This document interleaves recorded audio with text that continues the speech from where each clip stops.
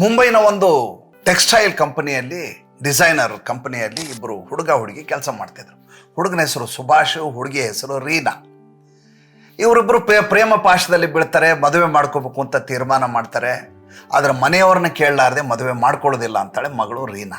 ಹುಡುಗ ಸುಭಾಷ್ ತನ್ನ ತಂದೆ ತಾಯಿ ಹೇಳ್ತಾನೆ, ಇಲ್ಲ ನಾನೊಂದು ಹುಡುಗಿನ ಪ್ರೀತಿಸ್ತಾ ಇದ್ದೀನಿ, ಆಕೆ ಕುಟುಂಬದವ್ರ ಜೊತೆ ನೀವು ಮಾತಾಡಬೇಕು. ಎರಡು ಕುಟುಂಬದವರು ಗುಜರಾತ್ನವರು. ಗುಜರಾತ್ನಲ್ಲಿ ಮಾತುಕತೆ ನಡೆಯುತ್ತೆ, ಭಾಳ ಶಾನದಾರಾಗಿ ಮದುವೆ ಮಾಡೋಣ, ದೊಡ್ಡ 5 ಸ್ಟಾರ್ ಹೋಟ್ಲಲ್ಲಿ ಮಾಡೋಣ, ಇಲ್ಲಿವರೆಗೂ ಯಾರೂ ಮಾಡಿರಬಾರ್ದು ಆ ರೀತಿಯ ಮದುವೆ ಮಾಡೋಣ ಅಂತ ಹುಡುಗಿಯ ತಂದೆ ಹೇಳ್ತಾರೆ. ಹುಡುಗನ ತಂದೆ ಏನು ಮಾತಾಡೋದಿಲ್ಲ, ಮದುವೆ ಅಂತೂ ಫಿಕ್ಸ್ ಮಾಡೋಣ, ಮುಂದೆ ಏನಾಗುತ್ತೆ ಯೋಚನೆ ಮಾಡೋಣ. ಮದುವೆ ಇನ್ನೇನು 1 ತಿಂಗಳು ಬಾಕಿ ಇದೆ. 1 ವರ್ಷ ಮುಂಚೆ ನಡೆದಂಥ ಮಾತುಕತೆ. 1 ತಿಂಗಳ ಮುಂಚೆ ಇದ್ದಾಗ ನೀವು ಬ್ಯಾಂಕ್ವೆಟ್ ಹಾಲೆಲ್ಲ ಬುಕ್ ಮಾಡಿದಿರಾ ಸಾರ್ ಅಂತ ರೀನಾನ ತಂದೆಯನ್ನು ಹುಡುಗನ ತಂದೆ ಕೇಳ್ತಾರೆ. ಇಲ್ಲ, ಈಗ ಮಾಡ್ಲಿಕ್ಕೆ ಅಲ್ಲೇ ಹೋಗ್ತಾ ಇದ್ದೆ, ಅದೇ ಟೈಮ್ ನೀವು ಫೋನ್ ಬಂತು, ಇಲ್ಲ ನೀವು ಮದುವೆ ಹಾಲ್ನ ಬುಕ್ ಮಾಡಬೇಡಿ. ಹುಡುಗಿಯ ತಂದೆ ಗಾಬರಿ ಆಗಿಬಿಡುತ್ತೆ. 11 ತಿಂಗಳು ನಮ್ಮ ಮಗಳು ಮತ್ತು ಈತನ ಮಗ ಓಡಾಡಿದ್ದಾರೆ, ಮದುವೆ ಆಗೋದು ನಿಶ್ಚಯ ಆಗಿ ಹೋಗಿದೆ, ಇನ್ನೊಂದೇ ತಿಂಗಳು ಬಾಕಿ ಉಳಿದಿದೆ. ಈ ಸಂದರ್ಭದಲ್ಲಿ ನೀವು ಮದುವೆ ಹಾಲ್ ಬುಕ್ ಮಾಡಬೇಡಿ ಅಂತಾರಂದ್ರೆ ಏನೋ ದೊಡ್ಡ ಅನಾಹುತ ಆಗ್ತಾ ಇದೆ. ತಕ್ಷಣದಲ್ಲಿ ನೀವು ಮನೆಗೆ ಬನ್ನಿ. ಮನೆಗೆ ಹೋಗ್ತಾರೆ. ಮನೆಗೆ ಹೋದ ತಕ್ಷಣ ಹುಡುಗನ ತಂದೆ ಹೇಳ್ತಾನೆ, ನೋಡಿ ಈಗ ಎಷ್ಟು ಖರ್ಚು ಮಾಡ್ಬೇಕಂತ ಮಾಡಿದ್ದೀರಿ ನೀವು, ಆಗತ್ತೆ ಸುಮಾರು ಒಂದು 80 ಲಕ್ಷದಿಂದ 90 ಲಕ್ಷ ಖರ್ಚು ಆಗ್ಬೋದು.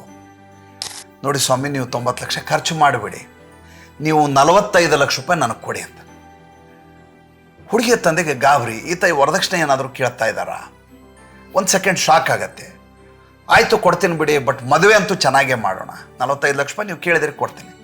ನಂಗೆ 45 ಲಕ್ಷ ರೂಪಾಯಿ ಯಾಕೆ ಕೇಳಿದೆ ಅಂತ ನೀವು ನನ್ನನ್ನು ಕೇಳಲೇ ಇಲ್ವಲ್ಲ, ಸಮಧಿಹೇ ಬೀಗರಿದ್ದೀರಿ, ಹೇಗೆ ಕೇಳೋದು ನಾನು?